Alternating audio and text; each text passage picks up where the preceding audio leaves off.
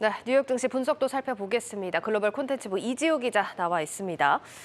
이 기자, FOMC 정례회의 결과가 발표됐습니다. 네, 예상대로 기준금리를 0.75%포인트 인상을 했는데요. 예. 이미 자이언트 스텝을 넘어서 울트라 스텝 가능성까지 언급이 됐던 만큼 시장에서는 금리 인상폭 자체보다는 제롬 파월 연준 의장이 내놓을 메시지에 더 주목을 했죠. 실제로 이 메시지에는 다음 FOMC에서 연준이 취할 스탠스가 담겨 있었는데 오늘 이 얘기를 해드리려고 합니다. 예, 파월 의장 발언 어땠습니까? 네, 일단 파월 의장 발언 먼저 듣고 오시죠. While another unusually large increase could be appropriate at our next meeting, that is a decision that will depend on the data we get between now and then. 네, 아쉽게도 향후 금리 인상폭과 관련해서 명확한 가이던스는 없습니다. 하지만 이례적으로 큰 폭의 금리 인상을 할 수도 있다는 부분을 좀 주목할 필요가 있는데요.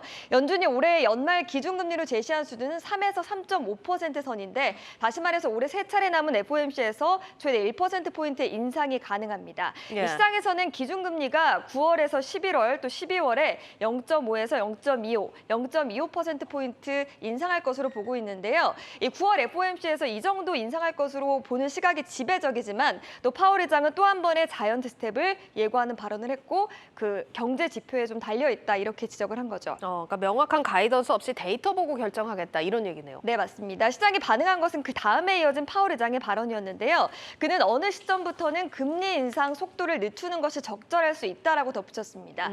연준의 긴축이 경기 둔화를 부를 수 있다는 점을 인정하면서 동시에 경기에 따라서 금리 인상 폭이 완화될 수 있다라는 시그널을 준 건데요. 예. 앨런 맥나이트 리젠스뱅크 최고 투자 책임자는 연준은 일부 영역에서 경제가 둔화하고 있음을 인지하고 있고 이게 시장의 긍정적인 요소다 이렇게 풀이하기도 했습니다. 알겠습니다. 그러면은 이런 언급들은 연준이 좀 경기 침체를 우려하고 있다 이렇게 해석을 해도 되는 부분일까요? 네, 일단 금리 인상 속도를 늦춘다는 것 자체, 거기에 여지를 뒀다는 자체가 침체까지는 아닐 수 있지만 둔화 정도는 어느 정도 인정한 것으로 보입니다. 예. 또 파월은 고용은 아주 좋지만 생산과 소비에서 일부 둔화세가 나타나고 있다라는 발언을 하기도 했고요. 다만 파월 의장은 현재는 미국이 경기 침체 상태라고 생각하지는 않는다면서 최근 50년 새 최저 수준인 실업률과 상반기 신규 고용을 근거로 좀 들었습니다. 이 문제는 당장 오늘 나올 2분기 미국의 GDP 성장률인데요. 예. GDP 나우에 따르면 2분기 미국의 GDP가 마이너스 1.2% 정도로 추정이 되는데요.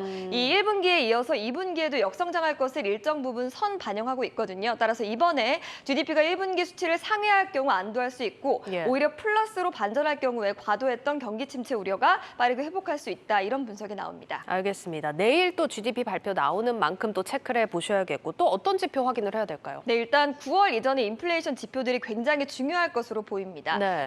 지표들이 몇 가지가 있는데요. 일단 다음 FOMC는 9월 20일에서 21일 사이에 약 8주간의 공백 기간이 있습니다. 이 사이에 7월과 8월 물가와 고용을 확인할 수 있는 이런 지표들이 좀 공개가 되는데요. 예. 앞서 물가를 먼저 보면 미국의 6월 CPI가 9.1%로 41년 만에 최고치를 기록했는데 6월에 정점을 찍고 7월에는 8.8%로 떨어질 것으로 시장에서는 전망을 하고 있습니다. 예. 이게 국제 유가 상승세가 꺾이는 흐름 등을 감안한 수치인데 아직까지는 우크라이나 사태 등 대외 불확실성이 여전하다는 점이 걸림돌이고요. 실제로 러시아의 국영 가스 회사 가스프롬은 최근 독일 등 유럽으로 향하는 가스 공급의 20%를 제한하기도 했습니다. 알겠습니다. 앞서서 일정 보면은 CPI보다 고용 지표들이 먼저 발표가 되는 것 같은데 고용 상황은 어떻습니까? 일단 미국의 6월 실업률을 보면 3.6%로요. 50년 만에 최저치였던 2020년 2월과 비슷한 수준입니다만 예. 자칫 이것만 보면 고용 시장이 안정됐다고 볼 수 있지만 노무라 증권은 2024년에 실업률이 5.9%까지 뛸 것으로 좀 전망을 하고 있습니다. 예. 또 정리해고 규모를 가늠할 수 있는 미국의 실업수당 청구 건수도 계속 상승하고 있는데요.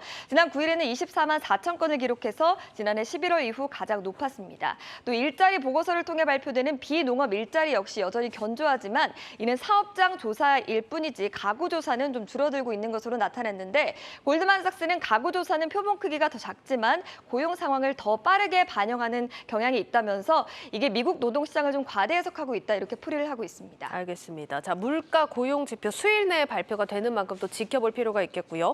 요즘 시장 변수 또 기업들 성적표입니다. 이 부분 또 잘 봐야겠죠. 네, 일단 연준의 계속된 긴축이 강달러를 유발해서 기업 실적 악화 요인으로 작용을 했습니다. 실제로 알파벳이나 마이크로소프트 같은 2분기 기업들이 강달러의 실적 타격을 입었다고 밝히기도 했는데요.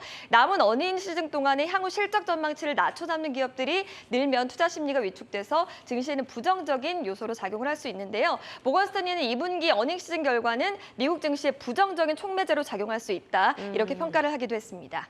예, 알겠습니다. 자, 일단 지표 확인하시면서 또 확인을 하셔야겠고 월가가 그래도 아직까지 부정적인 의견이 더 많다 이런 분석들을 내놓는 만큼 경계감을 가지시면서 투자를 하셔야겠습니다. 오늘 여기까지 듣도록 하겠습니다. 고 웨스트 글로벌 콘텐츠부 이지우 기자였습니다.